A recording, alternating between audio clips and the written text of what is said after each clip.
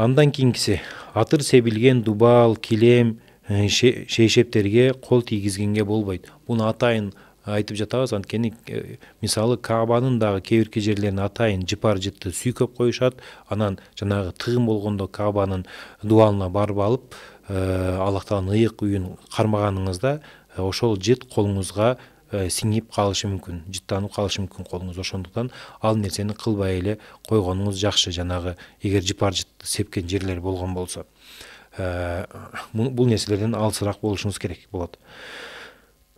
Атайын жыпар жыттарды жыттаганга дагы болбойт. Мисалы өзүңүз себинген жоксуз, бирок жыпар жыт сатып жаткан жер болсо, барып анын жытын көрүш үчүн абага себеп же жөн эле кагазын жыттаганга дагы уруксат эмес.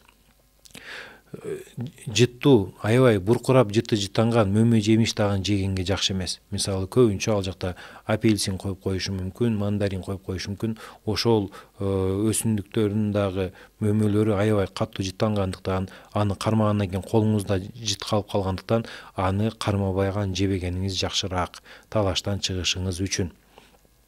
Анан чачка чачка лак, лосьон дагы сүрткөнгө болбойт. Анткени ал нерсе ажылыктын жанагы жүдөмүш абалын жоготкон болот, анан жыт калтырган болот. Ошон үчүн чачыңызга эч кандай лосьон же жанагы лактарды койсоңуз уруксат эмес.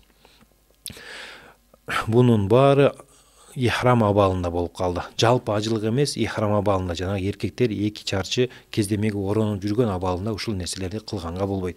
Ал эми кээ биркилер көбү сурап калышат. Мисалы мутаматтия болуп барып, таматтуу ажылыгы менен барып туруп, биринчи умра кылып алып, анан ортодо умра кийимин чечет, ихрамын, андан кийин кадимкидей эле гражданский деп коебуз го, кадимкидей эле кийимин кийет дагы, анан бир канча күн ошол ыйык Меккеде жашап жүрөт.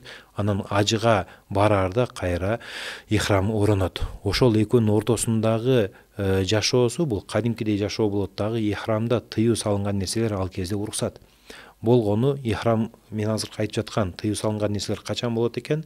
Жанагы ихрам абалына кирип, талбияны айтып, 2 кездемени оронуп, намаз окуганыңыздан кийин ушул нерселерди кылсаңыз болбой калат.